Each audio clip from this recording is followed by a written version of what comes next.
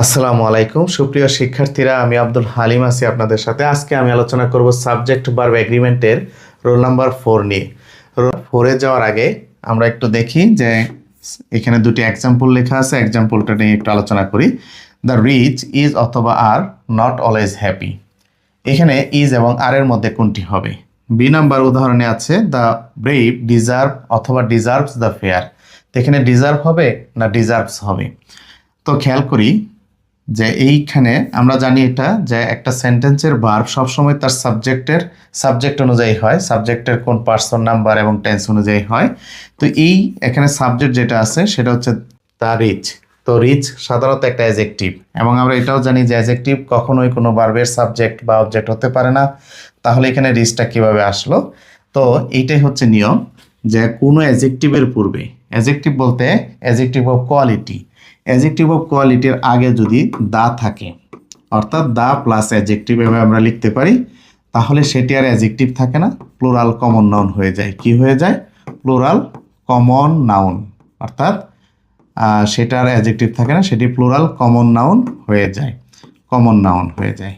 অর্থাৎ এখানে the rich, rich মানে হচ্ছে ধনী, কিন্তু দ্য রিচ মানে হচ্ছে ধনীরা, অর্থাৎ একটা জাত বা একটা শ্রেণীকে বোঝাবে। ঠিক তেমনইভাবে ব্রেভ হচ্ছে সাহসী, দ্য ব্রেভ বলতে সব সাহসীদেরকে বোঝানো হচ্ছে, সাহসীরা একটা ক্লাস বা একটা জাতকে বোঝানো হচ্ছে।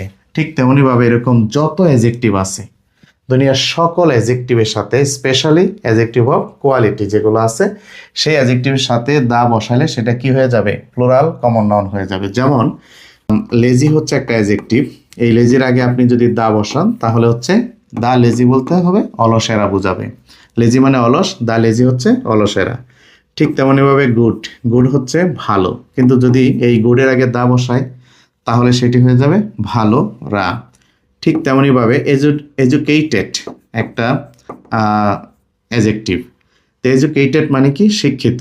দা এজুকেটেড তাহলে হবে কি? শিক্ষিতরা।